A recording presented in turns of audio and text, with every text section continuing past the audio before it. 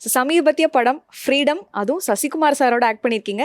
அந்த எக்ஸ்பீரியன்ஸ் பற்றி சொல்லுங்க. ஃப்ரீடமில் வந்துட்டு சசிகுமார் சாரோட ஃப்ரெண்டாக பண்ணியிருக்காங்க. ஆ ஏன்னா அந்த ஸ்ரீலங்கன் தமிழில் அங்கேருந்து வந்து வெளிநாடு வரும்போது அதுலேருந்து விடுதலை புலி நினச்சி அவங்க கூப்பிட்டு அதுலேருந்து ஒரு இதை ஒரு பாட்டான மக்களை பிடிச்சி ஜெயிலில் ம். பண்ணிடுவோம். ஜெயிலில் அடைச்சிருவாங்க. ஜெயிலில் அடித்து அந்த ஜெயிலில் அவங்க என்னென்ன மாதிரியான கொடுமைகள் அனுபவிச்சாங்க, அதுலேருந்து எப்படி தப்பிச்சு வந்தாங்கன்ற மாதிரியான லைனு அதில் ஒரு ரோல் ஒன்று பண்ணியிருக்கேன் நான்.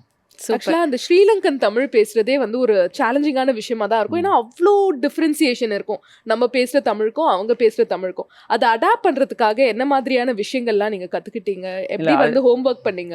இல்லை ஹோம்ஒர்க்கில் அவங்க ஒரு ஒரு பாட்டி ஒருத்தவங்க இருந்தாங்க அங்கே ஸ்ரீலங்கன் தமிழ் சொல்லி கொடுக்குறவங்க ஒருத்தவங்க இருந்தாங்க. அவங்க வந்து ஸ்பாட்டில் வந்து நம்ம பேசுகிறத வந்து அது அவங்க ஒரு நல்லினமாக ஒன்று சொல்லி தருவாங்க.